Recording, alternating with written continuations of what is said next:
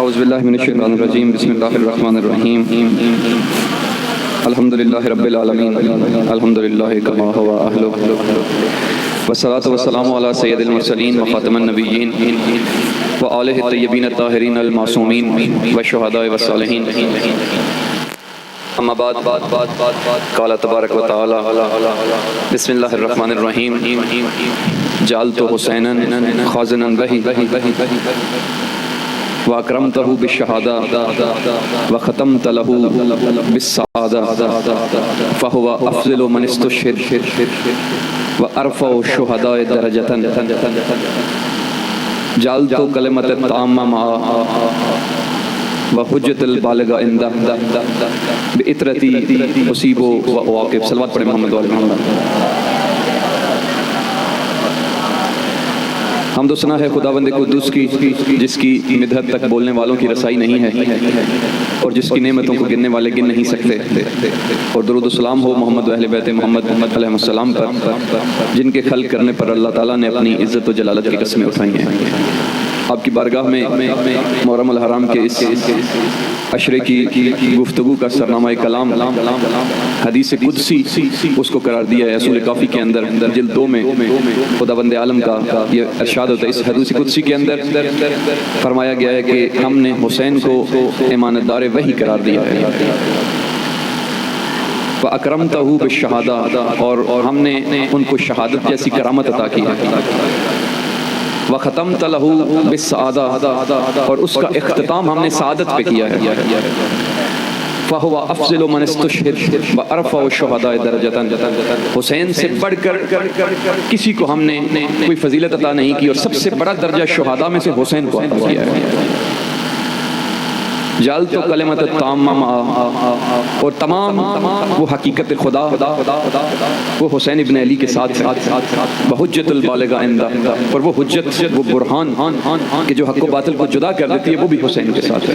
بہی اطرتی اصیب و اواقب، اور ہم نے اس چیز کو معیار قرار دیا ہے کہ حسین اور آل حسین کے ساتھ جو بھی چلے گا اس کو اسی کے مطابق ثواب و عقاب ملے گا۔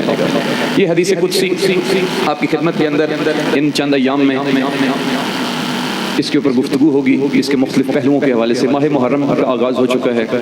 محرم اپنے ساتھ مختلف پیغامات لے کے آتا ہے۔ پہلا پیغام محرم جو اپنے ساتھ لے کے آتا ہے وہ یہ ہے کہ انسان اس مہینے کی حرمت کا خیال رکھے۔ محرم الحرام حرام حرمت سے ہے کہ ہم اس مہینے کی حرمت کا خیال رکھیں۔ اسلام کے اندر 4 مہینے ایسے ہیں کہ جن کی حرمت کا خیال جو ہے وہ واجبات میں سے ہے۔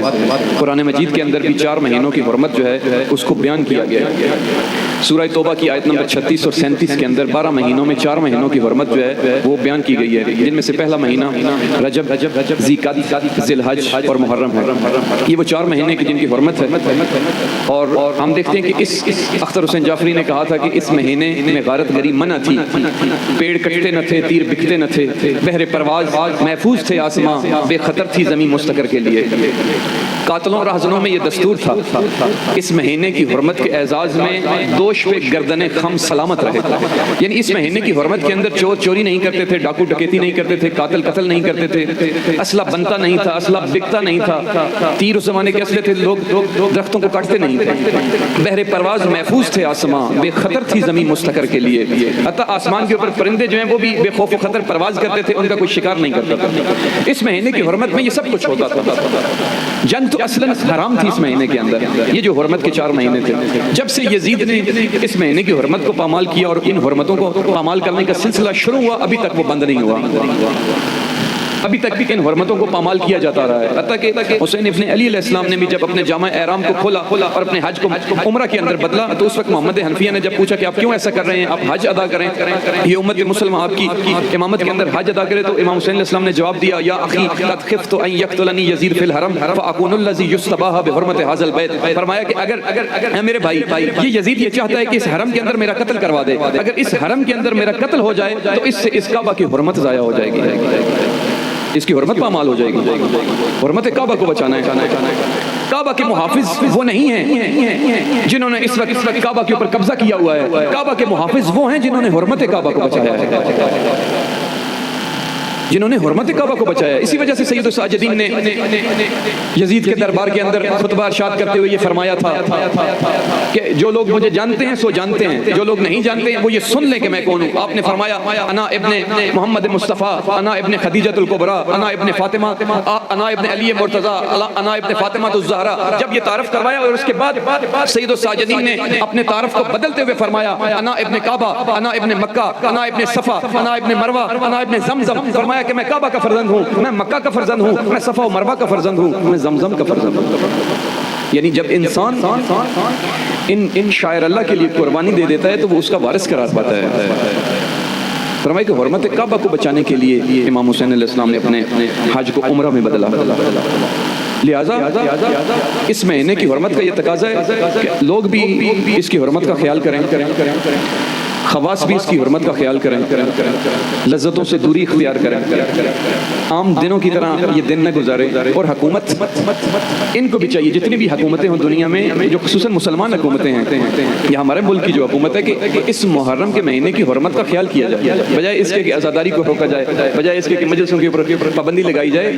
اس مہینے کے اندر چکلوں کے اوپر پابندی ہونی چاہیے, اس مہینے کے اندر ڈانس کلبوں کے اوپر پابندی ہونی چاہیے, اس مہینے کی حرمت کے اعزاز میں شراب کے اڈوں کے اوپر پابندی ہونی چاہیے, اس مہینے کی حرمت کے اعزاز میں بیچز کے اوپر, کراچی میں جو کچھ ہو رہا ہے ان کے اوپر پابندی. حکومت کو پتہ ہے کہ جہاں جہاں پہ بے حیائی اور فحاشی کے اڈے موجود ہیں اور معاشرے کے اندر جو خرابی ہو رہی ہے, اسلام نے اس حرمت, اس مہینے کی حرمت کو قرار دیا ہے. اس کے اوپر توجہ ہونی چاہیے لوگوں کی کہ اس کی حرمت کو باقی رکھے. یہ پہلا پیغام ہے. دوسرا پیغام محرم جو ہمارے لیے لے کے آتا ہے وہ یہ ہے کہ انسان کی زندگی کا ایک سال گزر گیا ہے, نیا سال شروع ہوا ہے. چونکہ محرم اسلامی سال کا پہلا مہینہ ہے. بہت سے ملکوں کے اندر, مسلم عرب ملکوں کے اندر بھی یکم محرم کو سرکاری چھٹی ہوتی ہے, 10 محرم کو چھٹی نہیں کرتے وہ لوگ. یکم محرم کو وہ ہیپی نیو ایئر کے طور پہ مناتے ہیں اس کو, لیکن 10 محرم کو ان کو توفیق نہیں ہوتی کہ وہ فرزند رسول کی شہادت کے دن بھی چھٹی کریں. نئے سال کی خوشی میں چھٹی کرتے ہیں. محرم نئے سال کا پہلا مہینہ ہے. یہ ہمیں متوجہ کرتا ہے کہ ہم اپنے گزشتہ سال کا احتساب کریں, مواخذہ کریں کہ ہمارا یہ جو ایک سال گزرا ہے یہ کس طرح گزرا ہے. وہ افراد کے جو اپنی زندگی کو قیمتی سمجھتے ہیں وہ اپنی زندگی کا محاسبہ کرتے ہیں. اس کی طرح مثال کے طور پہ ہم دیکھتے ہیں کہ ایک انسان نے, خصوصاً دیہاتوں میں تو چارہ اویلیبل ہے, لیکن شہروں کے اندر یہ چارہ, یہ بھوسا, یہ گھاس اویلیبل نہیں ہوتی, میسر نہیں ہوتی.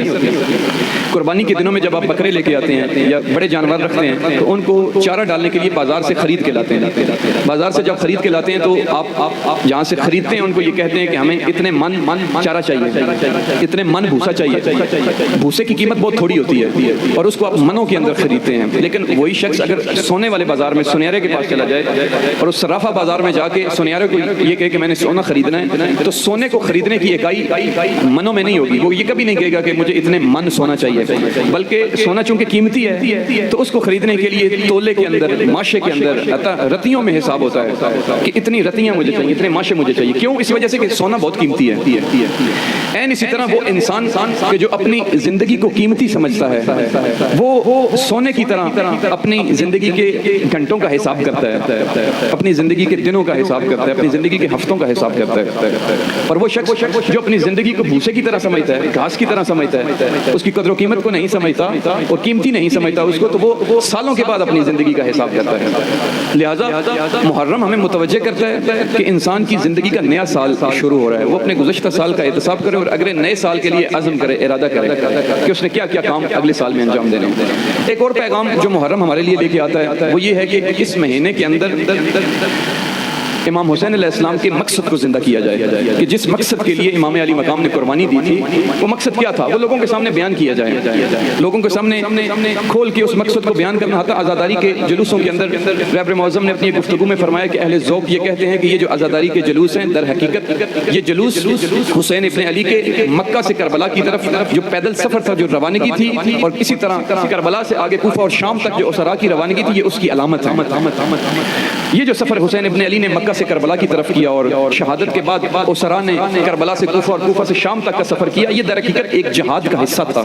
لہٰذا ہمارے عزاداری کے جلوس، ہماری یہ مجالس محرم ہمیں متوجہ کرتے کہ اس کے اندر ہم اسی مقصد حسین ابن علی کے جس کے لیے خود مولا نے قربانی دی تھی اس کو زندہ کریں مجالس کے اندر۔ پھر اسی طرح ایک اور پیغام جو محرم ہمارے لیے لے کے آتا ہے وہ یہ ہے کہ یہ محرم کا مہینہ جو ہے یہ ملاقات خداوندی کا مہینہ ہے، یہ لقاء اللہ کا مہینہ ہے۔ ہم بہت سے اعمال انجام دیتے ہیں اس وجہ سے کہ ہماری یہ اعمال خدا کی بارگاہ تک پہنچ جائیں۔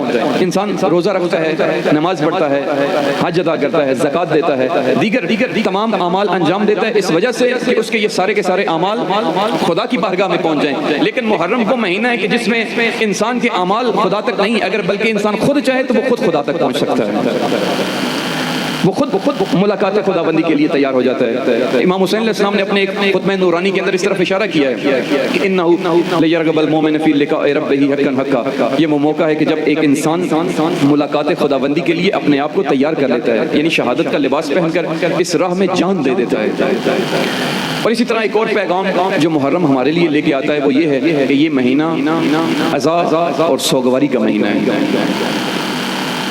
عزاداری اور سوگواری ظاہری حالت کا نام نہیں ہے بلکہ سوگواری دل کی ایک کیفیت کا نام ہے کہ انسان کا دل جو ہے وہ غمگین ہونا چاہیے۔ ظاہراً لباس پہن لینے سے، سیاہ لباس آپ پہنے تو اس سے آپ کو یہ اندازہ نہیں ہو سکتا کہ انسان خود دلی طور پہ قلبی طور پہ بھی غمگین ہے یا نہیں ہے۔ صلوات پڑھیں محمد والے محمد، بلند آواز سے صلوات پڑھیں محمد والے۔ لہذا محرم کا ایک پیغام یہ ہے کہ یہ سوگواری کا مہینہ ہے۔ سوگواری دل کی ایک کیفیت کا نام ہے، ظاہری سیاہ لباس پہننے کا نام نہیں ہے۔ مثلا ایک شخص ظاہری سیاہ لباس پہن بھی لے لیکن وہ لوگوں کے اندر کھڑے ہو کے لطیفے سنائے، لوگوں کے ساتھ مذاق کرے تو اس کو کوئی بھی یہ نہیں کہے گا کہ یہ سوگوار انسان ہے۔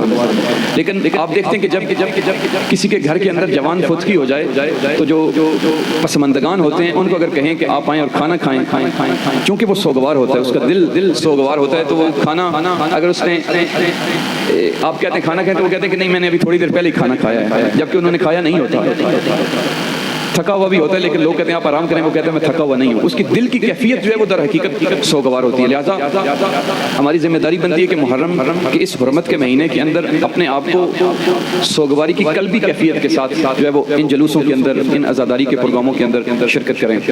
آج مقدمے کے طور پہ میں اتنا کچھ کہنا کافی سمجھتا ہوں۔ انشاءاللہ کل کی مجلس کے اندر اپنی گفتگو اور موضوع کے حوالے سے ہم آگے بڑھائیں گے۔ پر محمد والے محمد صلی اللہ علیہ وسلم۔ زندہ باد تھا یہ اب بھی زندہ باد ہے۔